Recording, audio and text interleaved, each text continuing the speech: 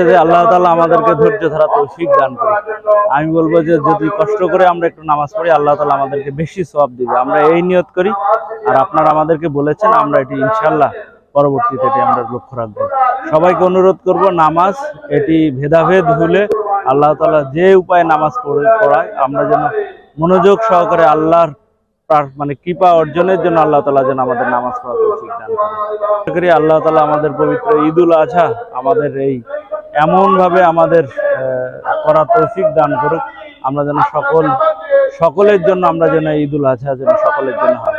আপনারা জানেন কোরবানির পশু জবাই দেওয়ার পরে এটি কিন্তু আমরা 3 ভাগ করব, এবং সেটি 1 ভাগ কিন্তু গরিব মানুষের জন্য। আল্লাহ তাআলা আমাদের সবাইকে যেন সেই কাজটি করার তৌফিক দান করেন, এবং আল্লাহ তাআলার কাছে আমি প্রার্থনা করি যারা এই রেমালে ক্ষতিগ্রস্ত হয়েছে আল্লাহ তাআলা তাদের যেন দ্রুত এই ক্ষয়ক্ষতি পুষিয়ে নিয়ে যেন তাদের স্বাভাবিক জীবন দান করেন। ঠিক আছে, আমরা আসুন আমরা সবাই মিলে যারা রেমালে ক্ষয়ক্ষতি হচ্ছে, যারা ক্ষতিগ্রস্ত হচ্ছে, তাদের জন্য আমরা কিছু করি। এটি আমার মনে হয় যে এই কোরবানির আমাদের জন্য বড় শিক্ষা।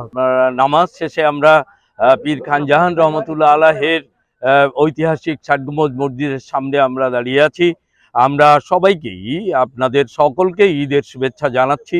ঈদুল আজহার যে মূল যে চিন্তাটা আল্লাহ সুবহানাহু ওয়া তাআলা যেটা আমাদেরকে শিক্ষা দিয়েছেন, এই কোরবানির মধ্য দিয়ে আমরা আমাদের জীবনের সমস্ত আমাদের ভেতরের যে পশুবৃত্তি আছে সেটাকে যেন আমরা জবেহ করে আগামী দিনে যেন আমরা একজন উত্তম মানুষ হিসেবে আমরা যেন নিজেদেরকে প্রস্তুত করতে পারি, সেই লক্ষ্য সামনে নিয়ে মূলত আজকে আমাদের ঈদুল আজহার জামাত অনুষ্ঠিত হলো।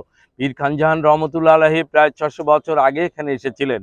অনেকের অনেক দাবি আছে, কিন্তু আমি বলবো যে পীর খান জাহানের সকল স্থাপনা সমূহ দেখার জন্যে আমরা মনে করি যে আমাদের যে ঐতিহাসিক স্থাপনা সমূহ রয়েছে, এর পাশাপাশি আমাদের যে বিশ্ব ঐতিহ্য ম্যানগ্রোভ ফরেস্ট সুন্দরবন, এখানে এই ব্যাপক জায়গাকে আমরা যদি কেবল কারের মাধ্যমে যদি দেখার সুযোগ হয় দর্শনার্থীদের, তাহলে সেটা যেমন সময় সাশ্রয় হয় এবং আমাদের পর্যটকরাও প্রাণ ভরে তৃপ্তি সহকারে এটা দেখতে পারে।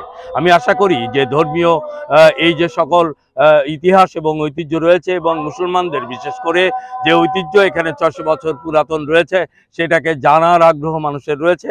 এই জানার সুযোগ তৈরি করে দেওয়ার জন্যে প্রশাসন থেকে শুরু করে স্থানীয় পর্যায়ে জনপ্রতিনিধিরা এবং বিশেষ করে সাংবাদিক বন্ধুদের একটি গুরুত্বপূর্ণ ভূমিকা রয়েছে। আমি তাদেরকে বলবো যে আমাদের জ্ঞানের চোখ খোলার জন্যে, আমাদের ইতিহাস এবং ঐতিহ্য, আমাদের সংস্কৃতিকে তুলে ধরার জন্যে মিডিয়াই হচ্ছে উত্তম মাধ্যম। এবং আমি এই আমাদের ইলেকট্রনিক এবং প্রিন্ট মিডিয়ার যারা সাংবাদিক বন্ধুরা রয়েছেন তাদের কাছে বলবো যে আপনারা তুলে ধরুন আমাদের ঐতিহ্যকে, এবং আমরা যেন এই ঐতিহ্যের মাধ্যমে নিজেদেরকে সংশোধন করতে পারি, আমরা নিজেদেরকে খাপ খাইয়ে নিয়ে আগামী দিনে উন্নত সমৃদ্ধ বাংলাদেশের নাগরিক হতে পারি। সবাই ভালো থাকুন, ঈদের শুভেচ্ছা, ঈদ মোবারক।